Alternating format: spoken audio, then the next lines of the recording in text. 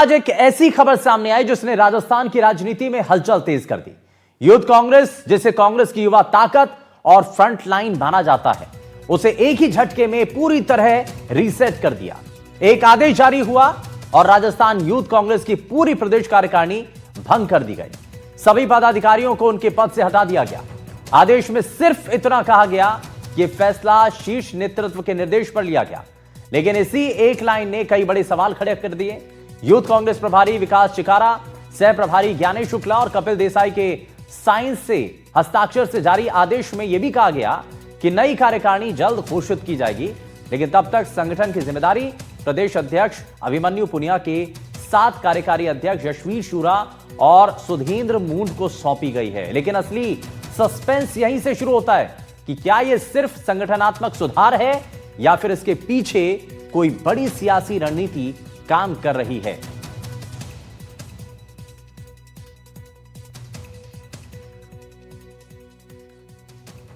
तो संगठन में बदलाव को लेकर के जो संकेत मिल रहे हैं, तो सवाल इससे ये कि क्या यूथ कांग्रेस में ऑल इज वेल है। इसी सवाल के साथ जरा ग्राफिक्स आपको दिखाते हैं। तो यहां आपको जरा दिखाते हैं कि कांग्रेस, यूथ कांग्रेस के अंदर क्या ऑल इज वेल चल रहा है। राजस्थान यूथ कांग्रेस में बड़े स्तर पर बदलाव हो रहे हैं और संगठनात्मक बदलाव पार्टी आला कमान की तरफ से यह फरमान दे दिया गया है, फरमान सुना दिया गया है। फरमान क्या है? फरमान यह कि यूथ कांग्रेस को रीसेट मोड पर डाल दिया है और तत्काल पूरी प्रदेश कार्यकारिणी को भंग कर दिया गया। समस्त निर्वाचित और मनोनीत पदाधिकारी बाहर कर दिए गए और प्रदेश उपाध्यक्षों की टीम, महासचिव, सचिव, सभी प्रदेश स्तरीय पदाधिकारी भी बाहर कर दिए गए। संगठन को नए सिरे से मजबूत करने का कदम, युवा नेतृत्व को शामिल करने का मकसद इसके पीछे बताया जा रहा है। नई कार्यकारिणी में युवाओं को जिम्मेदारी की चर्चा हो रही है और आगामी चुनाव की तैयारियों पर महत्वपूर्ण कदम इसके पीछे माने जा रहे हैं। और वहीं कांग्रेस ने एक बार फिर से एसआईआर को लेकर बीजेपी पर तीखा हमला बोला है। कांग्रेस का कहना है क्योंकि बिहार का उदाहरण हमारे सामने था, इसलिए हम मुस्तैद थे और 9 जनवरी तक एसआईआर में सब कुछ ठीक चल रहा था। लेकिन इसके बाद अमित शाह समेत बीजेपी के शीर्ष नेताओं के दौरे होते हैं और परिस्थितियां बदल जाती हैं। अचानक से 18,000 नामों को लेकर आपत्तियां दर्ज कर दी जाती हैं। कांग्रेस का कहना है कि एसआईआर में गड़बड़ी बीजेपी की सोची समझी साजिश का हिस्सा है। क्या पूरा मामला है, जरा रिपोर्ट में आपको दिखाते हैं।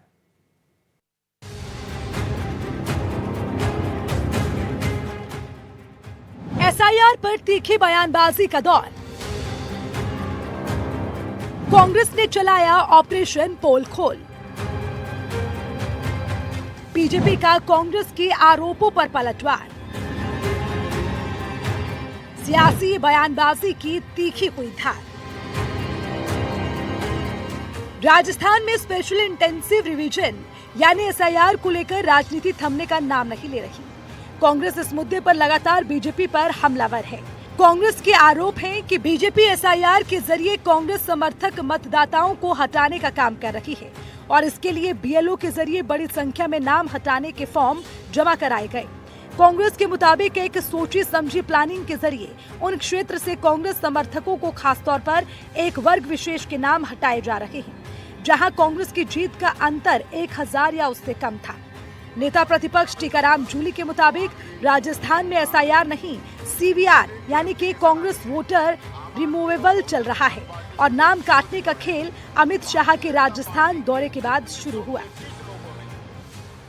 सीवीआर, एसआईआर नहीं है वहां पे, वहां सीवीआर है, कांग्रेस वोटर रिमूवल। ये अभियान वहां पे चल रहा है। हमारे यहाँ पे एसआईआर हुई, क्योंकि आपने देखा होगा कि एसआईआर का जो एक हल्ला मचा कि किस प्रकार से बिहार के अंदर एसआईआर में लोगों के नाम काटे गए, तो इस वजह से हम मुस्तैद थे। हमारे राजस्थान में प्रदेश अध्यक्ष जी के नेतृत्व के अंदर हर बूथ पे हमारा बीएलए बन चुका था और यही कारण था कि जब एसआईआर का पूरा प्रोग्राम हुआ तो राजस्थान से किसी भी प्रकार की कोई गड़बड़ी की कोई शिकायत नहीं आई। हमारे एक बीएलए ने बीएलओ के साथ मिलकर एक वोटर का वेरिफिकेशन करवाया और उसके बाद पूरी लिस्टें तैयार। जब लिस्टें तैयार हुई तब बीजेपी को ये लगा कि कांग्रेस का तो इसमें कहीं नुकसान ही नहीं हुआ। उनको ये बात बड़ी महसूस हुई और उसके बाद बीएल संतोष जी का दौरा हुआ, अमित शाह जी का दौरा हुआ, राधा मोहन अग्रवाल जी का दौरा हुआ। टीकाराम जूली ने आरोप लगाए कि शाह के दौरे के बाद गड़बड़ी शुरू हुई। 9 जनवरी तक 4 आपत्तियां थी। शाह के दौरे के बाद 18,000 पार आपत्तियां हुई। अलवर ग्रामीण में 20,000 फर्जी फॉर्म पकड़े गए। रामगढ़ में 1,383 फर्जी फॉर्म पकड़े गए। ये लोकतंत्र पर डकैती की तरह है। 16 का बताना चाहूंगा, जो आखिरी दिन था, उस दिन जो एप्लीकेशन आई है, आम आदमी और बहुजन समाज पार्टी की वही 0-0 है। भारतीय जनता पार्टी के 2133 लोगों ने 291 नाम तो जोड़ने की एप्लीकेशन लगाई है और 18,896 नाम काटने की एप्लीकेशन लगाई। और कांग्रेस के लोगों ने 110 लोगों ने वही 185 नाम जोड़ने की और 2 नाम काटने की एप्लीकेशन लगाई है। ये रिकॉर्ड है चुनाव आयोग का। ऐसा क्या हुआ कि अचानक अमित शाह जी के दौरे के बाद में ये नाम काटने की में एकदम अचानक तेजी आई। वहीं बीजेपी ने इस मुद्दे पर पलटवार किया है। डिप्टी सीएम प्रेमचंद बैरवा और प्रदेश अध्यक्ष मदन राठौड़ ने प्रेस कॉन्फ्रेंस कर एसआईआर पर सवाल उठा रहे कांग्रेस नेताओं पर तीखा हमला बोला। उन्होंने कहा कि कांग्रेस ने पहले खुद के द्वारा लागू की गई व्यवस्था ईवीएम पर सवाल उठाए और अब कांग्रेस एसआईआर पर बेवजह भ्रम फैला रही है। इस तरह से कांग्रेस का हमेशा आरोप रहता है, हमेशा देखा हर चीज पे खुद का काम किया हुआ हो, खुद का लागू किया हुआ ईवीएम, और उस ईवीएम पे भी इन्होंने उस पे भी उंगलियां उठाने लग गए थे। तो ये हमेशा उंगलियां उठाने का काम करते हैं। एसआईआर में एक चुनाव आयोग ने एक व्यवस्था दी है, कानून के तहत कोई भी व्यक्ति ऑब्जेक्शन कर सकता है, चाहे वो किसी भी पार्टी से वास्ता रखता हो, लेकिन उसकी जांच होगी।